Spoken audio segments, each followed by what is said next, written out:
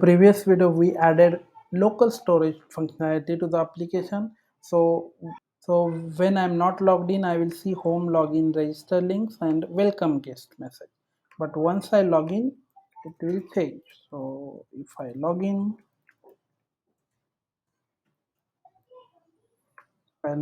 you will not see those login and register buttons, and now we have welcome mic message and logout button.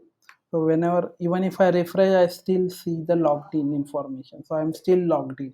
You will see how to connect to collection. So user with that particular to do. So see that in this video. So let's get started. So we'll just add a link to add a to do. So we'll add a form. So here in app, let's go to components header. Here we'll add a new link, add to do. This will go to add to do, and we'll create that link. So inside components, add to do dot jsx, create boilerplate code. Now let's also create a css file, and I can import it here. Dot slash add to do dot scss.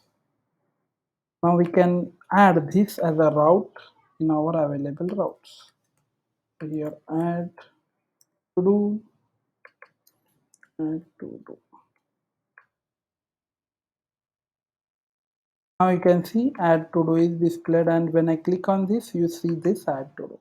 But I don't want to show this when I'm not logged in. So we need some condition here. Inside the sidebar, inside header, we only need to display this if user is logged in. So I can say if user info exists, then only display this. So now only logged in user will be able to see. If I log out, you can see there is no add to do button. Only when I'm logged in, I will be able to see that link.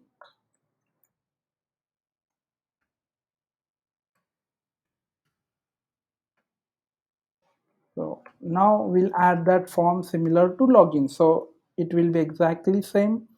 So I will just copy paste the code as it is,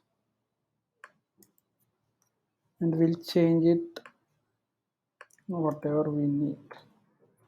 So here we don't need email and password for add to do. If you check the backend code, the model for to do, we need title and status. The only two things we need. So what we can do is here we can add title, status. So now this will be as it is. It will be title, status. Now set user, we don't want to set once user logged in. So this is not login. Now the API will be API slash todos. So we can check in index what's the URL. So it will be API slash todos, and inside this we have post route. So post route for adding to do. So the API URL will be slash todos. Navigate, this is all fine. This is all fine. Now instead of login, we can say add to do, and we can add css here, dot add to do. So everything will go inside it. We have heading, so let's add heading, adding rem. Now we have here, now this will be title. Let's make this title. Type will be text, and status dot title. Now for this status, so second field is status. For status, we'll have a drop down values. So we can go to React Bootstrap,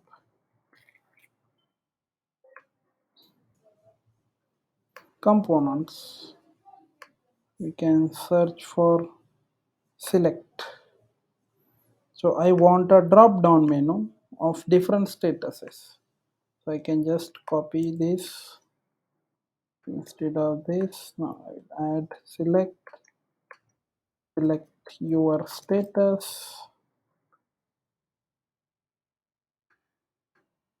like status. Now the status value will be one of these. So if you go to model, the status has these values: not started, in progress, and completed. So we can add it here. Not started,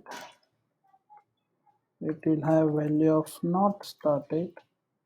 This will have value of empty. So when we don't select anything, value will be empty. In progress and completed.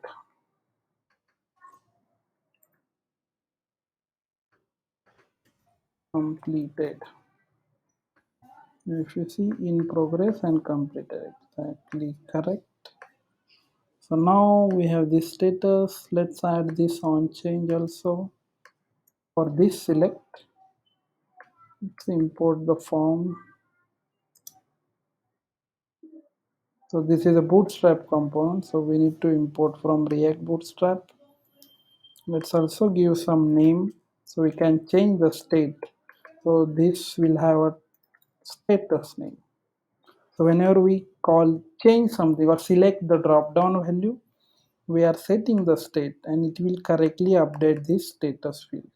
That's why it's important to have that name given for that select input.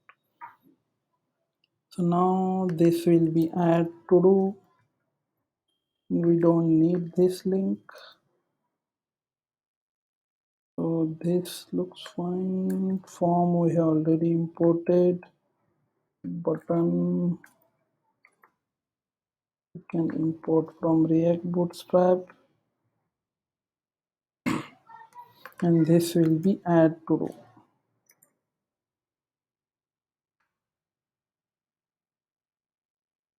Let's see how it displays. So there is some error. Let's see what it is. Use navigate. Okay, so we need to import use navigate and import use state also. And now it is getting displayed. You can see now we have three options: not started, in progress, and completed. And we can click on this. We have this validation also because we have already added this here.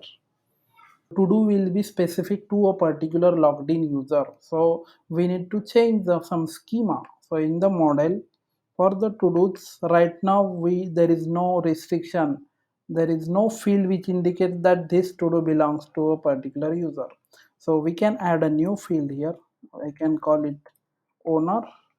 So we have a user schema here and we have to do. So we can specify owner and its type will be a specific type. So its type will be mongoose dot schema dot types dot object id. So this is a specific type. So now this particular to do will refer to this owner. So will it needs to be required, and we need to add a relationship. Now between user and to do we need to add relationship. So we need to specify the collection which we need to connect with for this particular owner. So it will be the name of the collection. So you need to make sure it exactly matches with the model that you created. So we can copy this user and specify it as a ref. So when you add a ref, now they are connected. Now this to do is connected with that particular owner. So now I can access that information. So we are now will be a connection between user and to do. So each to do will be associated with a particular user. So that's why this user, this id, object id will be a specific id of that particular underscore id of that particular user. So we can test this. One more thing is we are not storing the date and time of when this particular to do is added. So we can add after this particular schema, add curly bracket, and we can say timestamps. When I say timestamps colon true, now it will add extra fields created and updated at. So we don't need to manually add a date field. So MongoDB automatically adds a new timestamp, new two fields created at and updated at whenever the particular to do is updated or created. We can add the same field in user also. It's not required, but it's always good, so later we can refer to that. Now we can test this functionality. Before testing in the code, we can test through this particular postman. So while creating to do, if I send this now, we get an error. Why this error is coming? We can see to do validation failed. So path name owner is required. So now this owner we have marked as required, but we are not providing while adding this. So let's log in with one of the user, Mike, and we can take that ID of that particular user. So user ID, this is the user ID, and that will go as a owner property, owner field. Now this owner will refer to this particular user. So you can see we are getting error, only valid fields to update title and status. So in add to do, we need to update that condition. Controllers add to do. Now inside the valid fields, we need to add owner also. And here received fields includes this. Let's try now. So we can also change condition here, owner. So the status message. Now we can try. You can see 201 created. That means a to do is added. So if we go to to dos, you can see updated code in progress. To do is correctly added in progress. So this particular owner field refers to that particular user, and you can see we have created and updated it. So both are added. So it's automatically added. That the advantage of MongoDB, this particular timestamp property. So we don't need to manually add date. MongoDB automatically adds that by just specifying this particular property. So whenever there is any update in this particular to do, it will be updated at, will be changed, and whenever we create a new to do, we'll have created at and updated at the same time with the same value. So now we can test this in this particular API. So let's go to our add to do. Here we have to do's, and we right now we are only passing title and state. Now we also need to pass that owner. So owner, how do we get that owner? So that owner is we are already storing in the local storage. So for now we are storing in local storage everything, but later you will see how to, later you will see how to use HTTP only cookie to store the token and all the information we need. So you can see user dot underscore ID is the ID of that particular user which is in local storage. So if we go to app.jsx, we have this user information coming from local storage. So we can pass this to add to do. User info equal to user info. Now this user info we can access in add to do.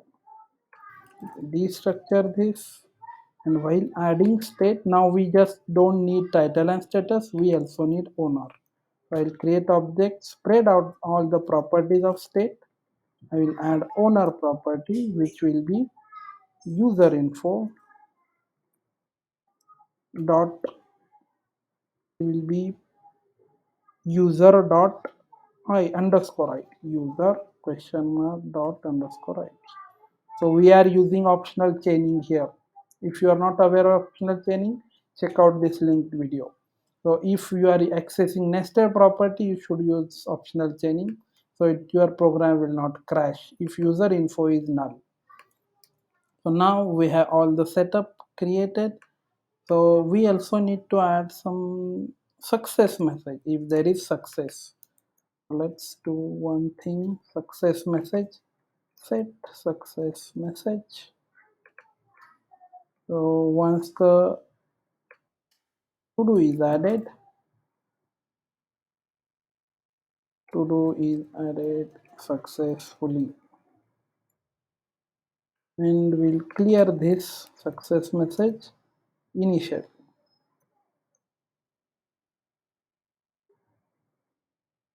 Now we can use this success message here. This message,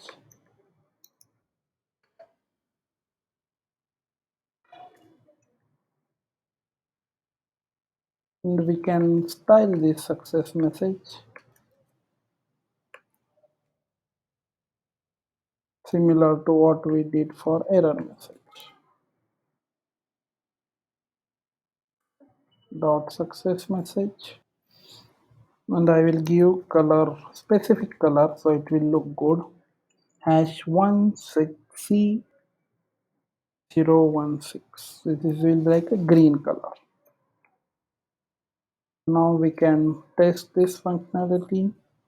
I will refresh this, and we can say read newspaper. Let status not started. Let me open the network tab so we can see. Click on add to do, something went wrong. Let's see what happened.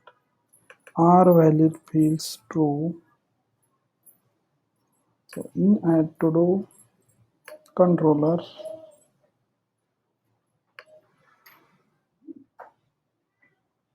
we are getting valid fields true. Something went wrong. Error message is coming. Axios is not defined. Okay, it's the issue at the client side. So this Axios we forgot to import, and this also need to be imported. Now we can try it again. Let's clear this. You can see it's successful. So we are able to pass the status, title, owner information, and we are not sending back anything. So it's 201 status. You can see 201 created, and we are automatically redirected to home page.